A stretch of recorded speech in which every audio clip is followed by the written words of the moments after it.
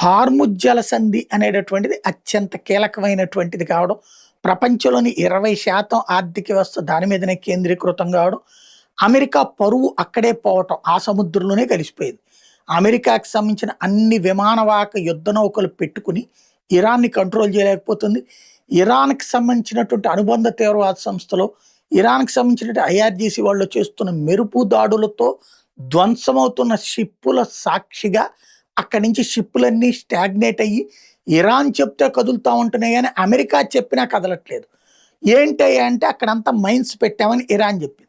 ఇప్పుడు అమెరికా అధ్యక్షుడు ట్రంప్ స్వయంగా చెప్పేది ఏంటంటే, మాకు సంబంధించిన షిప్పుల ద్వారా ఆ ప్రాంతంలో ఇరాన్ ప్లాంట్ చేసిన మైన్స్ అన్నీ తీసేసాం, కాబట్టి ఇక కార్యకలాపాలు బయలుదేరచ్చు అంటాడు. కానీ వాళ్ళు ఉట్టి మైన్స్ ఒక్కటే పెట్టలేదు, మైన్స్తో పాటుగా మెరుపు దాడులు చేస్తున్నారు, మిస్సైల్ దాడులు చేస్తున్నారు, డ్రోన్ దాడులు చేస్తున్నారు. ఆ షిప్స్ అట్టించి వెళ్తుంటే పడవకి బాంబులు పెట్టేసి రిమోట్ ద్వారా వాటిని పేల్చేస్తున్నారు. అవి నాశనం అవుతూ ఈ షిప్పులు నాశనం చేస్తున్నాయి. వాటికి అమెరికా జవాబుదారీ కాదు. అట్లాంటప్పుడు అమెరికా మాట ఎట్లా నమ్మాలన్నది ఇక్కడ $1,000,000 ప్రశ్న.